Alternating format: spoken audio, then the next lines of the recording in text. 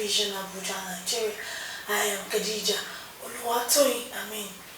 On this week's episode of the program, we shall be taking a look at the rice revolution and its effect on our imports. Before now, the reason for the closing of borders is to ensure that indigenous rice and producers and marketers are able to gain ground, and now the borders are open. It's the season of rice and we know what the market is saying. Let's meet our experts to tell us what these effects are on our border that has been opened. Welcome to the program, sir. Thank you for having me.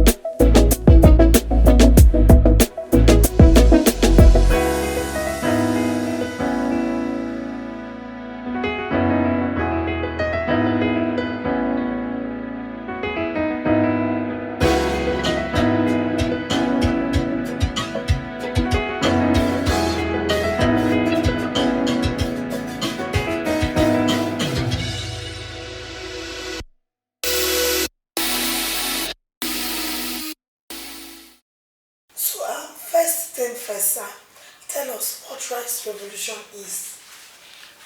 Yeah, rice revolution can be said a deliberate attempt by the government, now the federal government, to ensure that Nigeria reaches self-sufficiency in rice production and distribution to the extent that it will be able to export.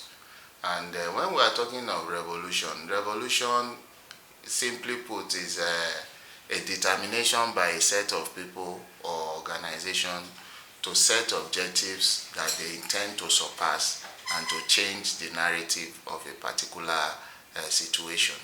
So that is why you see in different climes and different genres, you see the French Revolution, the British Revolution and other revolutions trying to change something that is felt is deficient and improve on it to an extent that it will get to a near perfect state.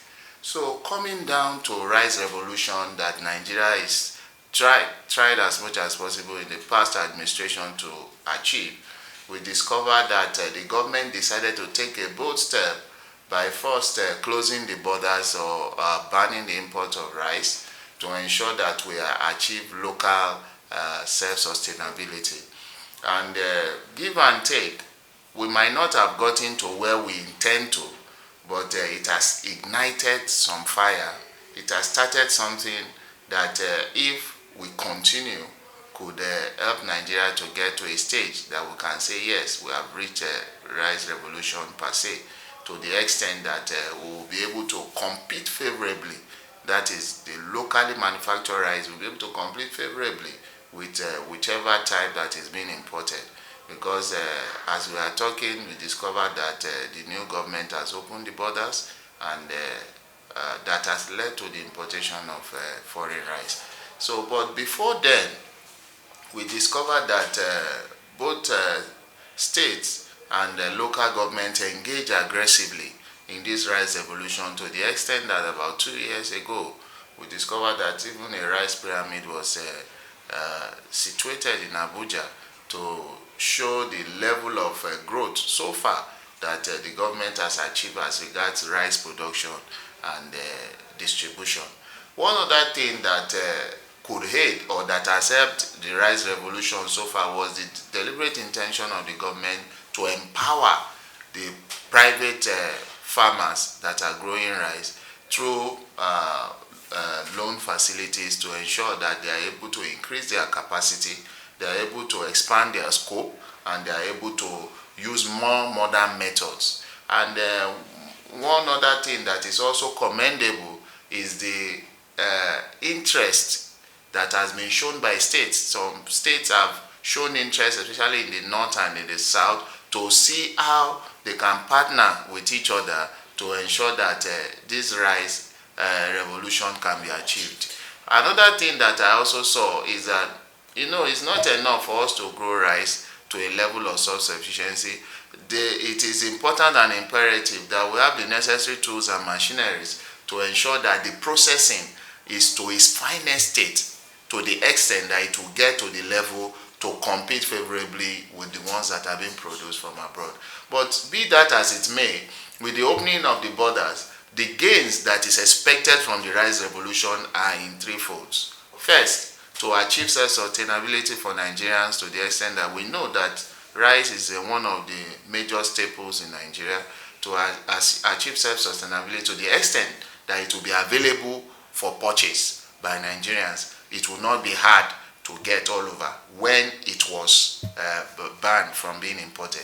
Secondly, to create and increase employment in the agricultural sector, because when more people are involved, both in the processing, in the growing, the branding, and distribution, it will help to create employment. And the third aspect was to see how drastically the price of rice can reduce. Those were the three main objectives when we started the rice revolution. But I discovered that in as much as the first and second objective has been achieved to a certain percentage, we discovered that the aim of the last one, which is the pricing, has been defeated, because instead of us experiencing a relatively low price, the price has continued to increase even for the locally produced ones, not minding the fact that competition from foreign ones has not joined it. So those are the challenges that we have, but the initiative is a laudable one, and it can be improved upon. Okay, so far now with the board has been open, how do you think we can achieve all of these? The fact that to reduce the imported ones, to encourage marketers here, and the rest of it. With the borders open, seem like the market is porous. What can be done? There are two things that has happened. First, the border has been opened. When borders are open, there will be legitimate import, while there will also be illegitimate. Illegitimate in the sense that some would go through other routes to evade taxes and tariffs, while those that go through the normal route will have to pay the taxes and tariffs. But on both sides, you discover that those that imported legally and those that go through the legal routes still end up selling at almost the same price. So what are we supposed to do when the borders has been opened? It has been opened, and it has opened the way for competition. Now that we have competition, the only thing that makes anyone to survive in competition is to ensure that you have the staying power. How can we have the staying power? Nigerian rice farmers, both the commercial rice farmers and the local rice farmers, must be able to come together to produce as much as possible that is able to flood the market to the extent that it will render the imported ones powerless. Two, they must be able to have the kind of quality that is commensurate or can favorably compete with the foreign ones. And thirdly, they must be able to come with a pricing regime that can make the imported ones to lose value, in the sense that if the imported ones, for example, are being sold for 30,000, if the local one that also have the same quality as the imported one can be sold for 25, definitely the focus will shift to the local ones, and it will render those importing foreign rice to Nigeria to have a rethink. So if these things are not done, we will not be able to adequately challenge or reduce the competition that is being posed by the foreign imported rice. Presently, as we are talking, the price range is not different from each other. It's very close. So it does not give the buyer the choice to be able to decide, because if the range is between 10 and 15,000, then every buyer will decide oh, since the quality is the same, why don't I go for the locally made ones? So those are the challenges that we have presently. There's something you mentioned actually on having local rice competing favorably. Yes. How do we do this? You said it yourself. The local rice now and our own foreign rice. Yes. The price difference is less than say maybe 200 naira, so to say. And then an average Nigerian will look at it that since it's just 200 naira difference, those that can afford we still go for the foreign rice. Go back to the foreign rice. What do you think government should do in the area of ensuring that yes, the borders are opened, but then they need to make Nigerians understand that our own rice, because the truth is sometimes our own rice tastes tastier and lasts longer than the foreign rice we're buying. Yes, that is a fact. When you go to the area of taste and you talk of the area of durability of the rice, you will discover that some of these imported foreign rice have been stored in their various storehouses for years before they are now being exported to countries like Nigeria. Whereas we discover that our own rice is being harvested and produced and processed within a year, and it is distributed. So it still retains its nutrient, retains its value, retains its vitality, unlike the ones that have been there for who knows, God knows when, 5 years, 10 years, depending on when they are able to send it down for import. So one thing that is important is that the government need to, even as much as we want to allow free commerce, we want to allow commerce, that is movement of goods from one country to the other. We want to know that as we are exporting, we need import as well. We must ensure that we protect the local market. And how can we protect the local market? By creating incentives, by creating information, by ensuring that local farmers or commercial producers have access to incentives and amenities that will make them to be highly competitive to the extent that they will be able to price their own rice products lower than what is being presently obtainable. Another thing is when the government wants to encourage this kind of initiative, we'll talk about what we call national orientation that talks about buying local. Buying local means this is a festive period, for example.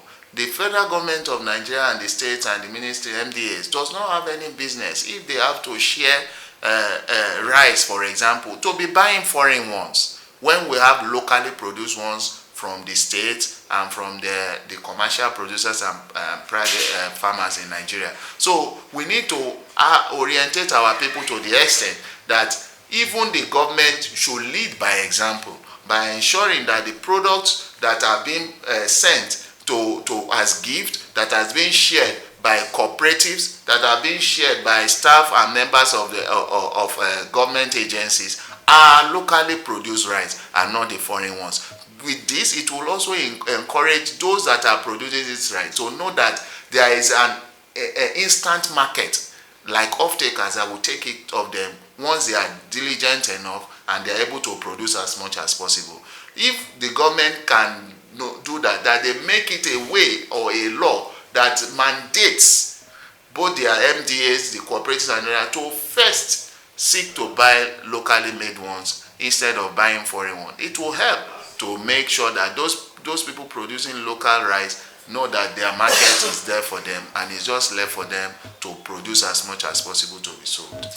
That's been talked by Nigerians that have argued that when it comes to Nigerian rice, that there's no really much value addition. This is in the sense that most times our rice, they are not stone free. Yeah. And then you see them not the usual long grains that everybody wants to scamper to get. And then sometimes you buy this rice, the quality is as well low. Is there something that would be done, in the area of ensuring that these seedlings, because I want to believe that this is coming from, the government, and then we have research institutes that are in charge of this. We know that they do these researches, but then we have little or no, we don't hear of it as it also. What do you think should be done in this aspect? Truly, I believe that the research institutes, as the guys grains, which rice is part of, have been trying their best, and but there could be room for more improvement. But one thing also I need Nigerians to know is that there is what they call localization, in the sense that we should be able to have a look and feel of our own rice that is different from the foreign ones, to be able to differentiate. That is why happily we have the one that is called Ofada rice, Abakaliki rice. There is a special type of rice that is preference. If you feel that you want that, you go for it and everything. Being that as it may, another aspect of it that the government also needs to look into is the issue of having the necessary tools and machines to produce the quality that is expected. You know that most of these fine quality long grain rice are properly the shafts are properly nurtured, removed, processed, polished to the extent that they get to that level that they look alluring. So Nigerians have been trying, Nigerian producers have been trying, but we can do better. So in that area, I believe that the government should also as well partner with the local farmers and the commercial farmers in conjunction with the states to ensure that we have adequate tools that can make our rice to be as competitive as before, to polish, to process the long grain and make it to be high quality for it to compete favorably. So you've heard it, there's need for improvements. The Nigerian farmers are doing so much. There is need for improvements in the area of post-production. We'll take a quick break. When we return, the program continues. Stay tuned.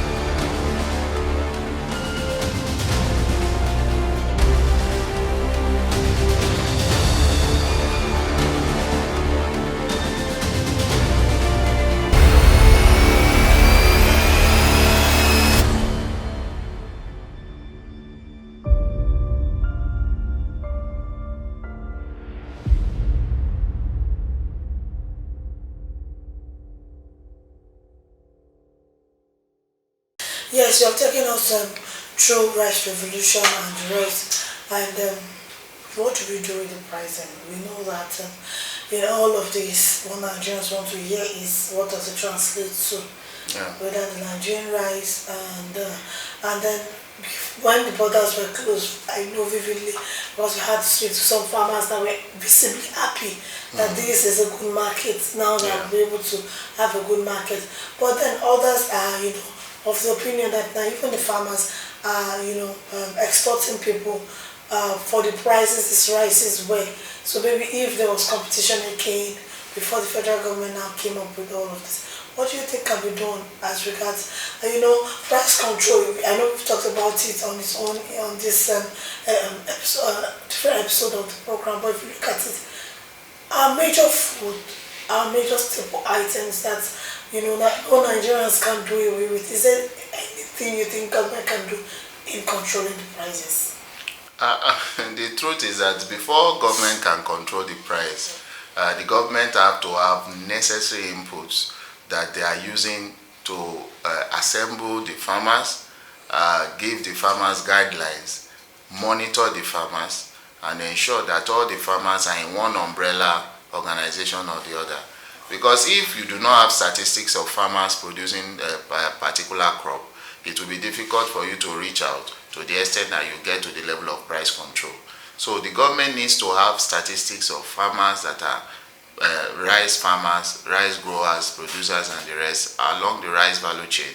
Two, the government needs to have supplied inputs, support, agric extension services to these farmers. After that has been done, you cannot take what you have not given. After that has been done, then the government can now sit with them to look at their problems, look at the reason that drives the prices up, and look at ways of ameliorating it to the extent that the price will be stable enough or relatively lower than what is the foreign ones are selling. That is one aspect. The other aspect of it is direct intervention by the government. The government can decide to buy these products from the producers and sell it to the populace in an humanitarian manner at a lower price to ensure that Nigerians will be able to afford it. That has started being happening in Lagos State, for example, where the lag rice is being sold, or the core rice is being sold at a lower price relative to what is obtainable in the market. That is an initiative of a state government. I believe that other states can look at those areas as well to purchase or produce the rice and sell it at a relatively lower price for their citizens in their states, so as to make it like an intervention program to ensure that enough is able to reach the populace. So if this is being done, government can one way or the other control the price, because if the Lagos State government, for example, supplies this rice to all the major distributors, monitoring and ensuring that there is a particular amount that must be sold. In fact, I will suggest that the price must be written on it, and the people must be told that anybody that sells above this price, you should not buy or you should report, so that they can actually monitor the price. If this is done and a price tag is already on the bags and the Lagos State government has given it out at a discounted price to the sellers, then I believe that it can also have a very high level effect on the pricing generally of rice products in Nigeria. Okay, and you talked about uniformity in prices. You know that they'll tell you that the way I farm my own is different, the techniques you used, and this and that.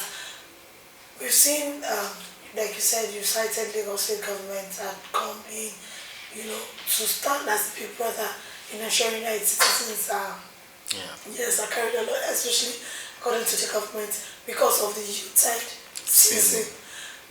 What's your word for other states? I believe that this initiative should be replicated in other states, because it's a very good initiative that will benefit the people of the state. We know that this season most people will be going to their states, even there will be migration within Nigeria for people to go and celebrate. It will be a good welcome gift for people coming into their state without bringing rice from wherever they are coming from, to meet a rice that is relatively cheaper for them to use to celebrate the Yuletide season. So I believe that states should try as much as possible to follow suit. And there's nothing wrong in the federal government also deciding to ensure that they flood the market with rice that is from the federal government at a cheaper rate. It has been done before in the past, so I don't see any reason why we cannot do that again in this country. Why we put the people first and ensure that even those that are now importing, because some of them that import sell at that rate because they feel that they have comparative advantage. So they will now have a rethink for those that are importing foreign rice to decide to go lower to the extent that they will be able to sell their own products to, when they see that the government initiative, both state and local, is taking effect and it has effectively reduced price. Thank you for joining us on the program, sir. Thank you. Yes, we've heard it. There is need for state governments and federal government to come in and create impact and ensure that they ameliorate the suffering when it comes to the high price of rice in the market. We saw it happen with the Lagos State government that went down the price. They went into production and then brought out this rice at a very cheap rate that everybody can partake, and the government said that this is being done especially because it's youth high season. If every state, like our expert has said, can key into this, that means it's going to be good for all. On this note, we wrap it up on Agric Economy for this week. Just once again, same time, same station next week. I am Khadija Oluwatoyin. I'm saying bye for now.